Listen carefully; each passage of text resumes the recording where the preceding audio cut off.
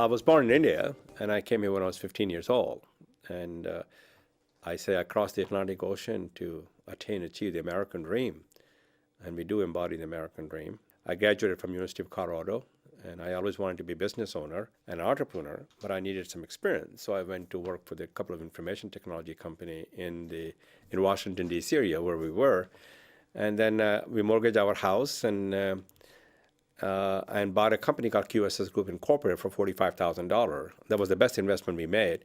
And those were the difficult and dark and desperate days of my life, is to make sure that we can pay the employees and make sure we can pay their benefits and so on and so forth. And then I, along with my management team, were able to grow their company from one employee to several thousand employees, and also $300 million in revenue.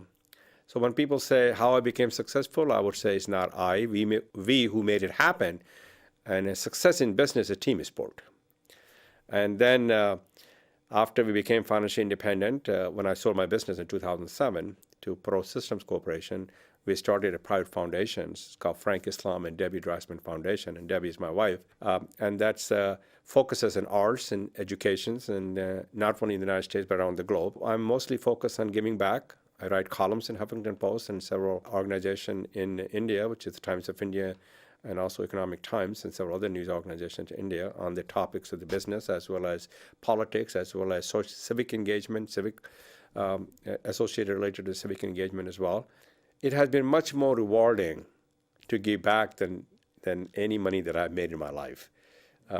And I'm a philanthropist. I believe what President Kennedy once said, to whom much is given, much is expected. And I believe not in charity, but a philanthropist means hands up rather than giving hands, hand out, because it's sustainable. My deepest desire is that if we make investment in an individual organization, they will in turn make the investment with others, and that will make my investment sustainable. My also deepest desire is to create the next generations of the entrepreneurs and leaders, and as well as philanthropists who can give back to our country, our community. Our story of American success story, because we embody the American dream, which I think is alive and well in this country, no matter what other people say. It's America's inclusiveness and openness that provided us the latest opportunity to succeed. Those are the values and the qualities of America that all of us can proudly and truly embrace. Our story can only happen in America, no other country in the world. So I love this nation, I love this country, I want to give back to our country and our community, and I want to make sure that we can make other people succeed, and I strongly and firmly believe that if they succeed, all of us succeed, and the world succeed, and America succeed. So freedom of expression and freedom of faith and freedom of speech and freedom of press are the cornerstones of America's democracy. The freedom of press, as you know, is enshrined in our Constitution. I would also add that the very important for freedom of press, because it's not only a cornerstone, but it's an important equalizer for the American system of checks and balances. And to larger part, freedom of press has played an important role to make America a strong and vibrant democracy all over the world. We need to celebrate, we need to embrace freedom of press, not to bury them.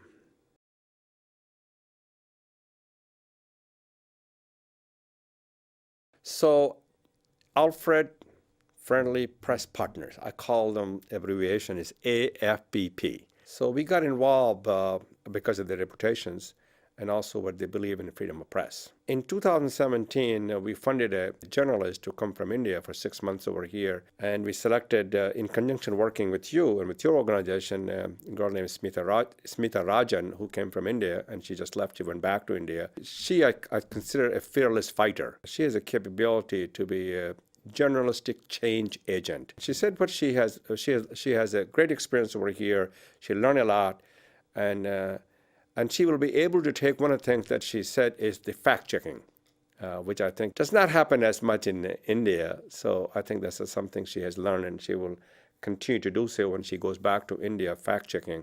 And I believe that she was an active participant in doing so and writing some of the stories about it. So that's the reason we got involved, and we'll continue to be engaged and involved to make sure that we can bring some of the people from India, from South Asia, because the two values that binds us together in America and India, the democracy and the diversity, those are the values that binds us together. And India is the largest democracy in the world, and the America is the oldest democracy in the world.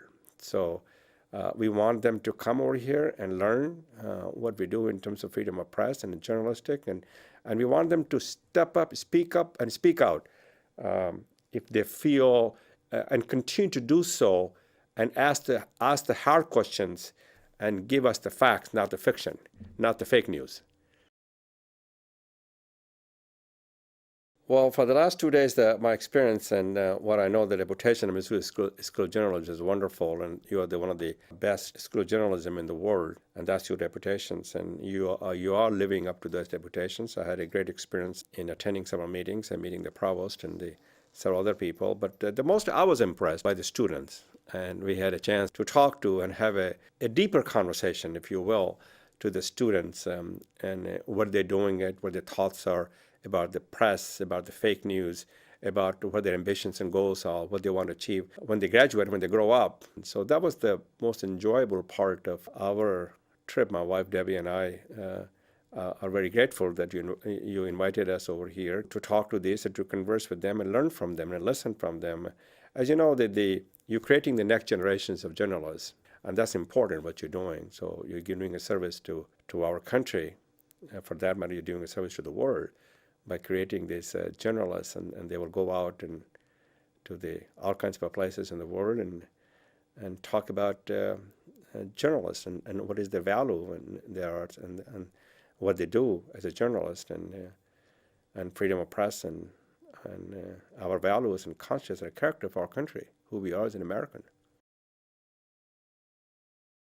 That we were the difference maker, and we created many Frank Islam and Debbie Dreisman. I would hope it will live in bright lights and dark shadows, and those shadows will be everywhere. We have a very short time on this planet of Earth, and we're here to make a difference. We're here for some purpose, to make sure that people understand that we are in this together, and we're together, we are stronger, and we're stronger, then we can help shape a better future for America and for the next generation. That will be the legacy that I'll leave behind. We are uniquely blessed, I would say, because we embody the American dream, and I would hope the people who have been beneficiary of our kindness and generosity will do the same thing, and that will make our investment as sustainable.